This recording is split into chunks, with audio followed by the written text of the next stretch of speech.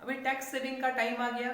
ज्यादातर लोग end moment में टैक्स सेविंग करते हैं, जैसे जान फेब मार्च में दौड़ भाग शुरू हो जाती है टैक्स सेविंग करने के लिए, टैक्स सेविंग का प्लानिंग करने के लिए। जैसे आपको बहुत सारे ऑप्शन मिलते हैं टैक्स सेविंग करने के लिए। एक होता है फिक्स डिपॉजिट, जो 5 साल के लिए टर्म के लिए होता है। पीपीएफ होता है, ईपीएफ होता है। इसके अलावा जैसे इंश्योरेंस पॉलिसी लेना होता है, वो भी टैक्स बचाता है। और उसके अलावा आप ईएलएसएस स्कीम में भी इन्वेस्टमेंट करके अपना पैसा बचा सकते हैं। तो इसमें कौन सा स्कीम बेहतर ऑप्शन रहेगा आपके लिए, इस वीडियो में हम चर्चा करेंगे। हेलो फ्रेंड्स, मैं निगमान साहू, मेरे यूट्यूब चैनल पर आपका स्वागत है। आप अगर मेरे चैनल पर नए हैं तो सब्सक्राइब करें, और आपको ये ऐसे वीडियो आगे भी देखना चाहते हैं तो राइट साइड में दिए गए बेल बटन को प्रेस करें, ताकि जो भी मेरे नए वीडियोस अपलोड होंगे उसका नोटिफिकेशन पहले मिलेगा। तो ऐसे अगर आपको मेरे वीडियो पसंद आते हैं तो लाइक करें, और आपके फ्रेंड्स और फैमिली मेंबर के साथ शेयर जरूर करें। तो बने रहिए मेरे वीडियो के एंड तक। ये जो टैक्स सेविंग का प्लान जहां तक आता है, इसमें इनकम टैक्स एक्ट का जो 80C होता है, इसमें आप 1.5 लाख रुपए तक, ज्यादा से ज्यादा 1.5 लाख रुपए तक टैक्स बचा सकते हैं।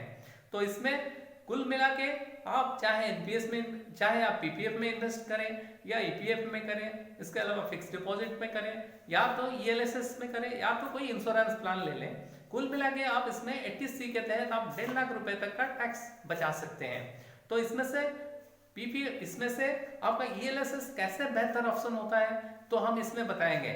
जैसे आप अगर ईएलएसएस के थ्रू इन्वेस्टमेंट करते हैं, ये खास करके इक्विटी लिंक सेविंग्स होता है, जिसमें आपको रिटर्न भी, जो कि इन्फ्लेशन को बीट करने की कैपेसिटी रखता है, उसके अलावा टैक्स भी बचाता है। यानी ये 2 in 1 बेनिफिट इसमें मिल जाता है।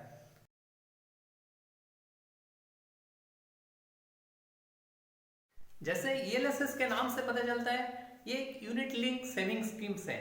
यानी इसमें इक्विटी में ज्यादातर इन्वेस्टमेंट किया जाता है, यानी 80% अप टू 80% इक्विटी या तो इक्विटी रिलेटेड स्कीम में इन्वेस्टमेंट किया जाता है। तो इसमें इन्फ्लेशन को बीट करने की भी कैपेसिटी रखता है, और ज्यादातर लोग इसको इसीलिए प्रीफर करते हैं। इसका जो लॉक इन पीरियड होता है 3 साल के लिए होता है।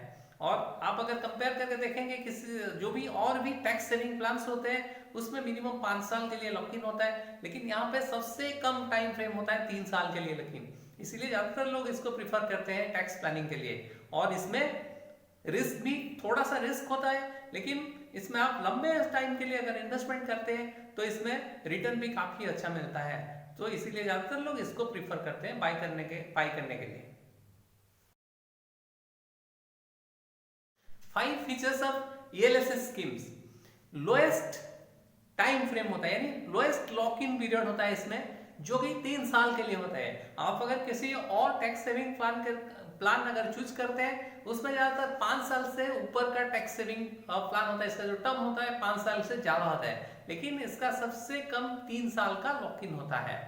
और इसमें इन्फ्लेशन को बीट करने की कैपेसिटी रखता है, क्योंकि ये जो रिटर्न इसका आता है 10% से ऊपर भी रिटर्न आता है। कई फंड्स ऐसे होते हैं जो ईएलएसएस स्कीम्स होते हैं, वो 15% से भी ऊपर रिटर्न दिए हैं लॉन्ग टर्म में। तो इसीलिए ये एक बेहतर ऑप्शन होता है इन्फ्लेशन बीट करने के लिए। और ये लॉन्ग टर्म के लिए इन्वेस्टमेंट ज्यादातर करने का, जो 3 साल के लिए लॉक इन होता है, पर आपको 3 साल से ज्यादा अगर इन्वेस्टमेंट करेंगे तो रिटर्न भी काफी अच्छा मिल जाएगा। इसमें वेल डाइवर्सिफाइड है ये स्कीम, जो होता है ईएलएसएस स्कीम होता है, वेल डाइवर्सिफाइड होता है, क्योंकि यहाँ पे on the basis of sector, यानी अलग अलग सेक्टर में इन्वेस्टमेंट किया जाता है। उसके अलावा on the basis of market capitalisation ये डाइवर्सिफाइड होता है, यानी स्मॉल कैप में इन्वेस्टमेंट होता है, मिड कैप में भी इन्वेस्टमेंट किया जाता है, और इसके अलावा लार्ज कैप में इन्वेस्टमेंट किया जाता है। इसीलिए ये वेल डाइवर्सिफाइड पोर्टफोलियो इसमें होता है। तो इसीलिए रिटर्न भी अच्छा मिलता है और रिस्क भी कम होता है। और इसका जो अपर साइड लिमिटेशंस नहीं होता है, जैसे कि आपको पता है कि 80C के तहत आप 1.5 लाख रुपए तक टैक्स बचा सकते हैं। आप इसमें टैक्स तो बचा ही सकते हैं 1.5 लाख रुपए तक, ज्यादा से ज्यादा 1.5 लाख रुपए तक बचा सकते हैं इसमें इन्वेस्टमेंट करके। इसके अलावा कोई लिमिटेशंस नहीं, यानी 1.5 लाख से ऊपर भी आप इन्वेस्टमेंट कर सकते हैं, लेकिन मैक्स टू मैक्स 1.5 लाख रुपए आपको टैक्स बचाने का मौका मिलेगा।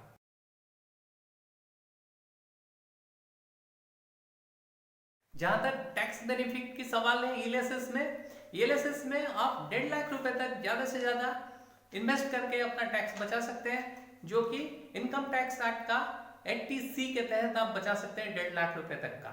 आप चाहे इसमें पीपीएफ में इन्वेस्टमेंट करें, या तो इंश्योरेंस में इन्वेस्टमेंट करें, या फिक्स डिपॉजिट में करें, या तो ईएलएसएस में। इसका कुल मिला के जो लिमिटेशन है वो 1.5 लाख रुपए तक आप इसमें टैक्स बचा सकते हैं इन्वेस्टमेंट करके। और जहां तक लॉन्ग टर्म कैपिटल गेन्स की सवाल है, इसमें आप अगर इंडेक्सेशन में ये इसका इन्वेस्टमेंट जो ईएलएसएस में इन्वेस्टमेंट करते हैं वो इंडेक्सेशन में नहीं आता है। और यहाँ पे जो आपको रिटर्न अगर 1 साल के अंदर आपका अगर प्रॉफिट बुक करते हैं तो इसमें जो रिटर्न आता है अगर 1 लाख से ऊपर होता है तभी आपको टैक्स देना पड़ता है, जो कि 10% के हिसाब से आपको टैक्स पे करना होता है।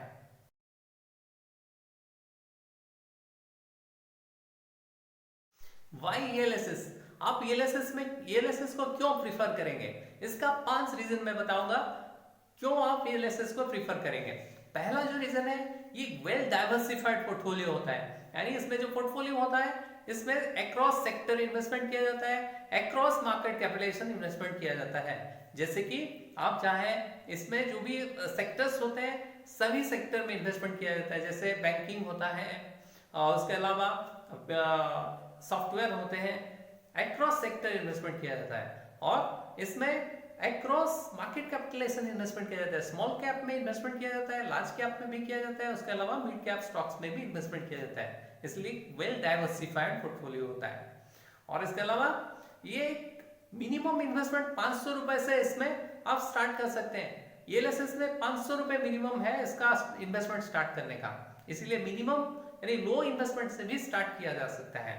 और तीसरा जो बेनिफिट है वो है आपका टैक्स छूट भी मिलता है, आपको 1.5 लाख रुपए तक का टैक्स छूट मिलता है, लेकिन आप चाहे 1.5 लाख से ऊपर भी इन्वेस्टमेंट कर सकते हैं, इसलिए इसमें कोई लिमिटेशंस नहीं होता है इन्वेस्टमेंट करने का।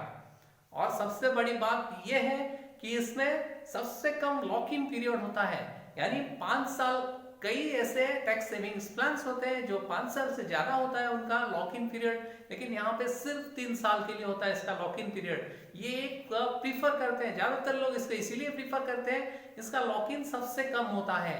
और इसमें सिप में इन्वेस्ट करने का भी मौका मिलता है, आप चाहे तो लमसम इन्वेस्टमेंट कर सकते हैं, या तो एसआईपी के थ्रू आप रेगुलर इंटरवल पे भी इन्वेस्टमेंट कर सकते हैं, जो कि आपका रिस्क कम कर सकता है इन्वेस्टमेंट में।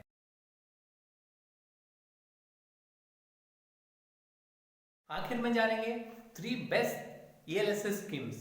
पहला जो स्कीम है वो है मिराई एसेट का टैक्स सेवर फंड्स, जो कि पिछले 3 साल का एवरेज रिटर्न जो है करीबन 16% के हिसाब से दिया है। और सेकेंड में जो आया है वो axis long term equity fund है, जिसका भी पिछले 3 साल का रिटर्न एवरेज रिटर्न जो है 16% के आसपास आया है। और थर्ड में जो है एबीएसएल टैक्स रिलीफ 96 फंड है, जो कि करीबन 12% के सब रिटर्न दिया है।